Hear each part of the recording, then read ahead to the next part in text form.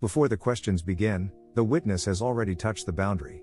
One hand rests on the Bible. Its leather is dry under the fingers, not dramatic, not holy in the way fear imagines holiness, just present. A federal courtroom is quiet in the morning gloom. The defense attorney stands ready to cut every answer into pieces. The mind feels the pressure before the mouth opens. Here is the contradiction. You swore to tell the truth, yet panic wants permission to speak first. The event is not yet your judgment. A hard question is an event. A sharp tone is an event. A gap in memory is an event. The first impression says, this is danger. Your worth is on trial. Your safety depends on perfect recall. Epictetus would stop there. Not because the courtroom is easy, but because difficulty does not grant authority to confusion. What is yours is narrow and complete: attention, assent, intention, the next answer, the next pause. Not the attorney's face. Not the jury's mind. Not the outcome. Not the past. The witness stand clarifies one limit: fear can appear. It cannot be allowed to govern. The boundary of control is not a comforting idea. It is a hard line drawn through the middle of pressure. On one side stands the defense attorney. His questions. His pace. His tone. His chosen pauses. The way he repeats a word as if repetition proves guilt. The way he looks down at a document, then back at the witness, as if the paper has already convicted the memory. None of that belongs to the witness.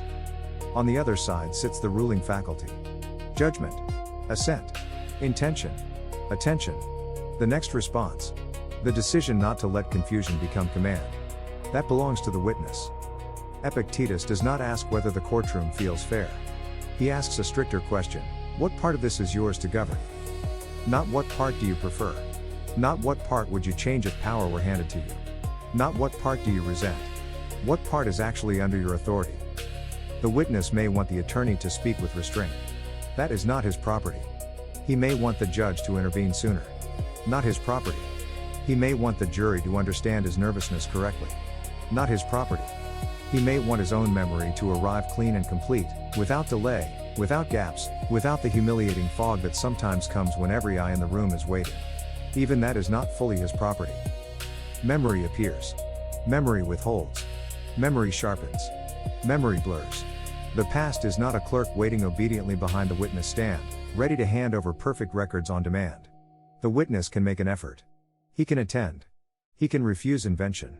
He can say what he knows, distinguish it from what he does not know, and keep his answer within the limits of truth.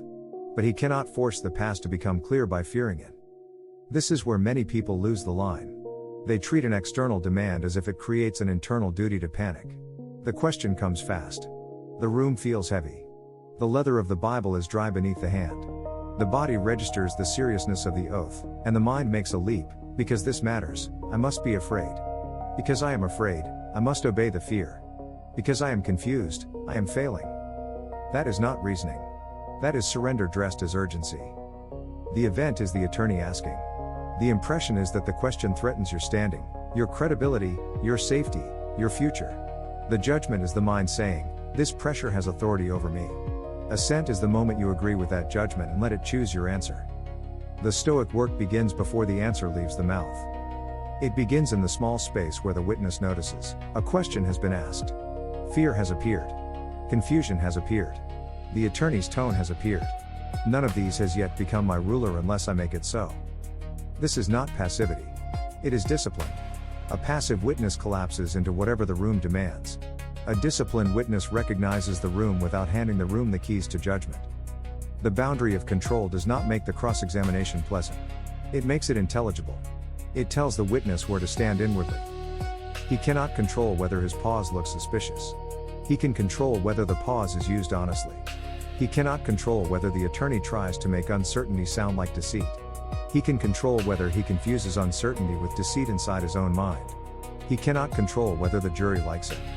He can control whether he answers with the intention to tell the truth rather than the intention to manage their faces.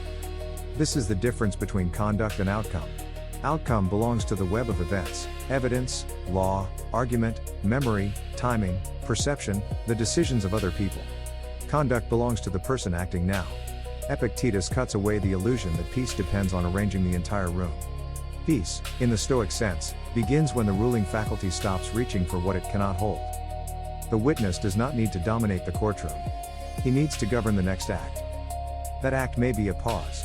Not a theatrical pause. Not a panic pause. A governed pause. One breath long enough to prevent the first impression from becoming the final answer. That act may be a sentence, "I do not remember that detail." If that is true, it is stronger than a desperate invention. The attorney may attack it. That is his action.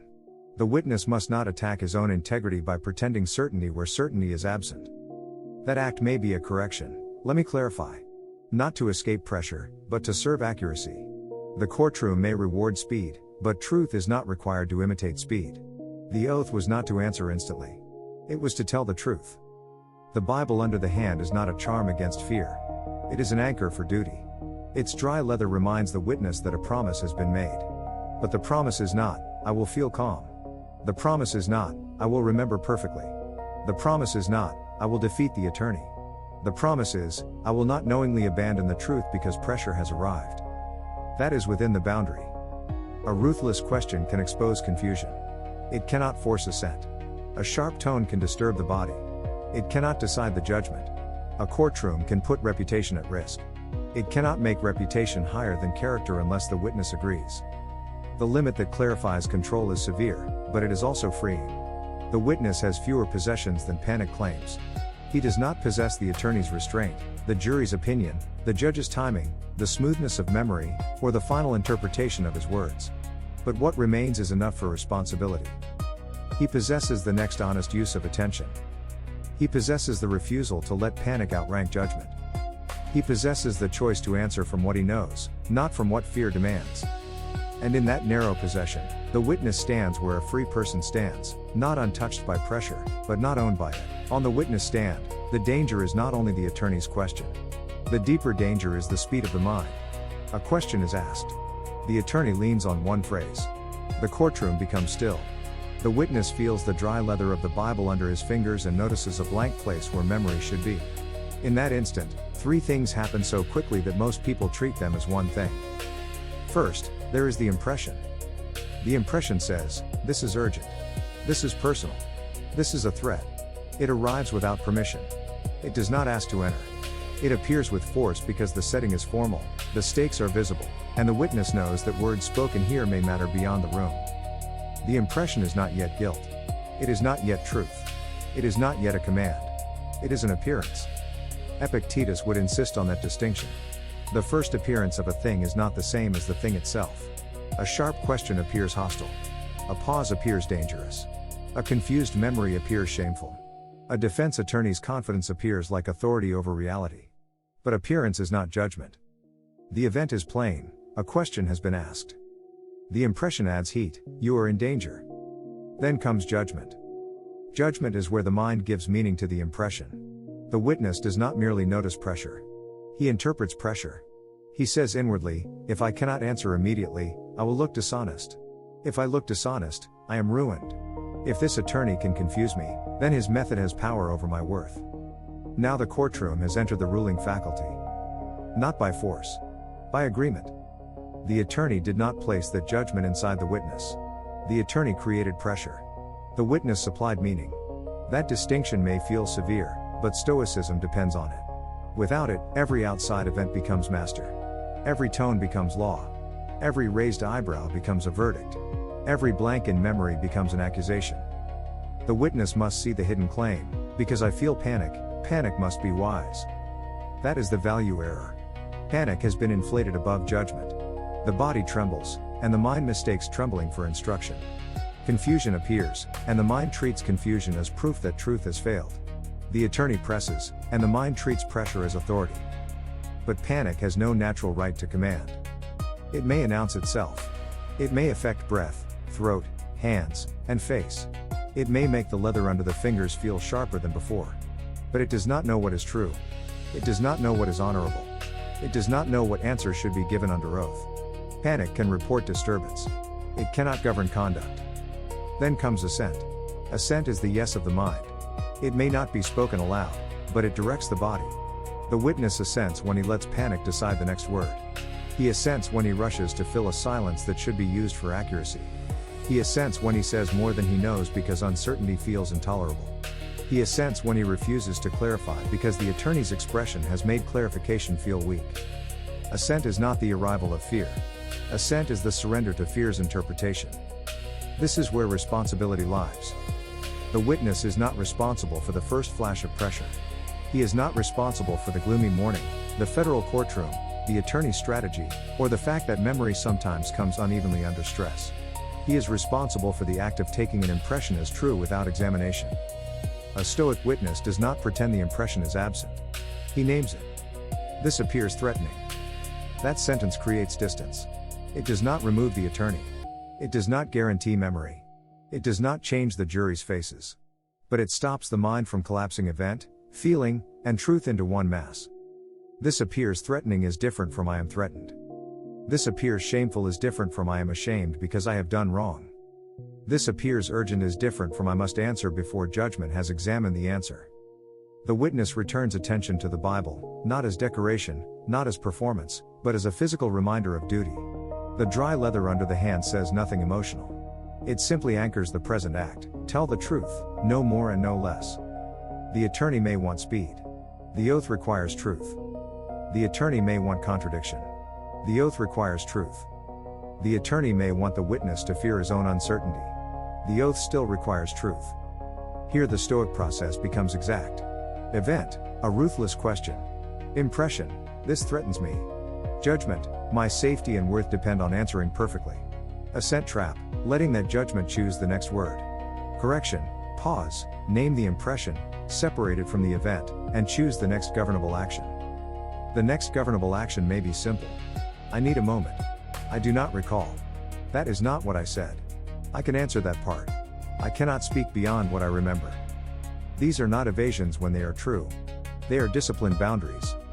The witness does not owe the courtroom invented certainty. He does not owe the attorney panic. He does not owe the jury a performance of confidence. He owes the truth governed by attention. And that means the real contest is not between witness and attorney. It is between impression and examined judgment. The attorney can ask. The impression can flare. Panic can press. Memory can blur. But assent remains at the gate. Ascesis is training under pressure. Not training in a quiet room where every principle sounds clean. Not training after the danger has passed, when the mind can speak like a philosopher because nothing is being demanded. Ascesis is the discipline practiced while the defense attorney is still asking, while the courtroom is still watching, while the witness feels memory loosen and panic press forward. The witness stand is not an interruption of Stoic practice. It is the place where practice is tested. The first exercise is attention. Attention must return from the attorney's face to the present duty. The face may look confident. The voice may sound certain. The question may be framed so that any answer feels damaging. But attention cannot be allowed to run around the room gathering threats. It must stand where action is possible. The dry leather of the Bible becomes useful here. The witness does not grip it as superstition. He uses it as a marker. This is the present. This is the oath. This is the duty. The mind has begun to run toward reputation, consequence, humiliation, and imagined judgment. The hand returns the mind to one fact: answer truthfully now. That is ascesis. The second exercise is naming the impression. The witness does not say inwardly, "This attorney is destroying me." That is already judgment. He does not say, "I cannot survive this question." That is prediction. He does not say, "My confusion proves I am unreliable." That is surrender to appearance. He says, "An impression of danger has appeared." This is not softness. It is accuracy. The Stoic does not win by exaggerating. He wins by refusing to lie inwardly. A question is not destruction. A pause is not disgrace. A gap in memory is not a crime. A hard tone is not a verdict. These things may be unpleasant. They may be serious. They may have consequences. But none of them is the same as moral failure. The third exercise is delay before assent. The attorney's method depends on speed. Not only the speed of words, but the speed of agreement. He wants the witness to accept the frame before examining it. He asks in a way that smuggles judgment into the question. He makes uncertainty sound like dishonesty. He makes caution sound like evasion. He makes memory confusion sound like guilt. If the witness assents too quickly, he begins answering from inside the attorney's frame. Ascesis interrupts that movement. The witness pauses. Not long enough to perform control. Not long enough to irritate the room on purpose. long enough to prevent panic from writing the answer. In that pause, a disciplined inner sequence is possible. What was asked? What do I know? What do I not know? What can I say without adding fear to fact? What belongs to my responsibility right now? The answer may become shorter. Good. A governed answer is often shorter than a fearful one. Fear explains too much. Fear decorates. Fear tries to manage every listener at once. Fear wants to answer the question, defend the character, predict the reaction, and repair the reputation in a single sentence. Duty does not require that. Duty requires the truth within the limits of knowledge. The fourth exercise is separating shame from correction. A witness may remember something imperfectly. He may need to clarify a previous answer. He may realize that a word was too broad, too narrow, or uncertain. Panic treats correction as humiliation. Stoic discipline treats correction as obedience to truth. There is no shame in saying, I should clarify that.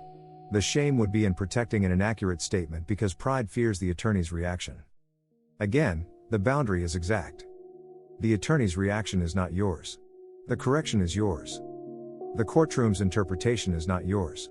The intention to be accurate is yours. The past event is not yours to remake. The present statement is yours to govern. Ascesis also trains the witness against the desire to appear untouched. Many people think strength means showing no disturbance. That is not the Stoic standard. A person can look steady and still be ruled by vanity. A person can feel disturbance and still act with reason. The question is not whether fear appears. The question is whether fear receives authority. The witness may feel his throat tighten. He may feel heat in his face. He may notice the Bible's leather again, dry and rough under the palm. Let these be facts. They are not instructions. The body reports pressure. The ruling faculty decides conduct. This is the discipline Epictetus demands. Do not confuse what happens in you with what must rule you. The final exercise inside the scenario is returning to the next governable action. Not the whole case. Not the verdict. Not the reputation that may follow. Not the article someone may write. Not the private opinion of the attorney. Not the memory of how this moment will feel years later. Only the next action. Listen. Pause. Name the impression. Refuse the false judgment. Answer within knowledge. Clarify where necessary. Stop where truth stops. This is not a grand performance. It is a sequence of governed acts. Stoic training is built from these acts. One answer at a time. One refusal of panic at a time. One return to the boundary at a time.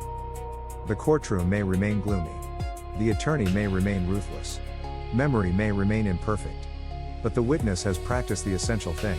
He has not allowed confusion to become ruler, and he has not allowed pressure to become law. Conduct begins where excuse becomes tempting. The witness is under pressure. That is true. The attorney is ruthless. That is true. The room is formal, public, and severe. That is true. Memory is not arriving in a clean line. That is also true. But none of these facts removes responsibility. Responsibility does not mean the witness controls everything that happens. It means he does not abandon what is his because what is not his has become difficult. This is the Stoic standard. Not comfort. Not approval. Not the appearance of strength. The standard is right conduct under the actual conditions given. The witness does not get to choose an easier courtroom. He does not get to choose a gentler attorney. He does not get to choose a morning with clearer light, a calmer body, a smoother memory, or a jury already inclined to understand him.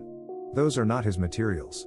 His materials are the question now asked, the impression now appearing, the oath already taken, and the next answer within his power. Duty is not performed in ideal weather. Duty is performed here. The Bible under his hand matters because it marks a public promise. But the promise must not be misunderstood. The oath is not a promise to impress the courtroom. It is not a promise to protect personal reputation. It is not a promise to win a contest against the defense.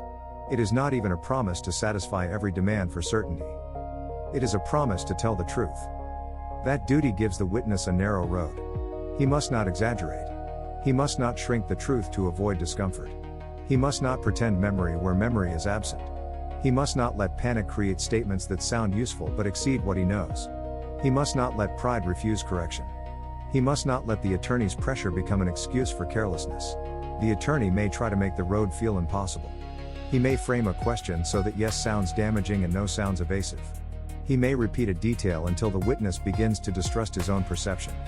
He may speak as if confidence belongs only to the side asking questions. But confidence is not the measure of truth. A loud question can still be false in its frame. A calm answer can still be incomplete. A nervous witness can still be honest. A polished attorney can still be pressing beyond what the facts allow. The witness must not confuse presentation with moral authority. Epictetus would bring the matter back to role. You are a witness. Then fulfill the work of a witness. Not the work of an actor. Not the work of a defendant seeking approval from every eye. Not the work of a strategist trying to control the whole case. The work of a witness is to answer according to what is known, to mark the limits of what is not known, and to keep the ruling faculty from being bribed by fear. This is where duty and responsibility meet. Duty tells the witness what the role requires. Responsibility tells him not to hand that role over to panic. A person can be pressured and still responsible. A person can be confused and still responsible. A person can feel fear and still be responsible. These conditions may explain the difficulty of the act, but they do not erase the need for judgment. The witness must not say inwardly, "Because I am afraid, whatever I say next is excused." That gives panic too much power. It makes fear not only an experience, but a ruler. It permits the mind to step away from the oath at the very moment the oath is needed. Nor should he say, "Because I am confused, I must be worthless." That gives confusion too much power. It turns a limitation of memory into a judgment against character. Memory confusion is not automatically dishonesty. Panic is not automatically failure. The failure would be to treat either one as permission to abandon examined choice. Right conduct can be plain. Listen to the whole question. Do not answer the part that was not asked. Do not accept a false summary. Do not decorate uncertainty. Do not fight for reputation at the expense of accuracy. Do not punish yourself for needing a pause. Do not give the attorney your ruling faculty because his tone is sharp. These are small commands, but they are not minor. A life is governed by small commands under pressure. The person who cannot govern the next sentence will imagine that freedom requires changing the whole room. It does not. Freedom begins with refusing to let the room author the judgment. The witness may be tempted to manage appearances. He may think, "If I say I do not remember, they will think I'm hiding something." Perhaps they will. Perhaps they will not. That lies outside his authority. What lies inside his authority is whether he speaks truthfully about the state of his memory. He may think, "If I pause, the jury will think I'm inventing." Perhaps they will. Perhaps they will not. What lies inside his authority is whether the pause serves accuracy or fear. He may think, "If I correct myself, the attorney will use it against me." Perhaps he will. That is not the witness's moral problem. His moral problem is whether he leaves an inaccurate statement standing because he fears how correction will look. Stoic responsibility is severe because it refuses both self-pity and self-deception. It does not say the pressure is nothing. It says pressure is not sovereign. It does not say reputation is irrelevant in the world. It says reputation is not higher than the ruling faculty. It does not say outcomes do not matter to human affairs. It says outcomes are not the measure of whether the witness acted well. The courtroom can test conduct. It cannot replace conduct. The attorney can challenge the statement. He cannot choose the intention behind it. Memory can blur the past. It cannot force the witness to lie about what is clear or pretend clarity where there is none. Panic can rise in the body. It cannot become law unless the mind assents. So the witness returns to his duty. Not dramatically. Not perfectly. Deliberately. He feels the dry leather under his hand. He hears the question. He lets the first impression appear without crowning it. He separates fact from fear. He answers from what he can govern. That is responsibility on the stand. Freedom on the witness stand does not mean the questions stop. It means the questions are no longer allowed to own the ruling faculty. The attorney may continue. The room may stay severe. The morning may remain gloomy. Memory may still arrive unevenly. The witness may still feel the dry leather of the Bible beneath his hand and the pressure of every eye waiting for an answer. But something has been clarified. Fear is present. It is not master. Confusion is present. It is not proof of failure. Pressure is present. It is not authority over the soul. The witness is free when he no longer tries to possess what was never his, the attorney's restraint, the jury's opinion, the shape of reputation, the final outcome, the perfect obedience of memory. He is free when he returns to the narrow field that belongs to him: judgment, assent, intention, attention, and the next response. This is the discipline Epictetus demands. Not escape from public testing. Not control over the court. not a life without severe questions. Freedom is the refusal to let externals rise above character. So the witness answers as a witness should. He does not rush to please fear. He does not invent certainty. He does not surrender truth to appearances. He pauses, examines, speaks within what he knows, and stops where truth stops. The stand did not give him control over the world. It revealed the only control that was ever his. Return to what is yours to govern.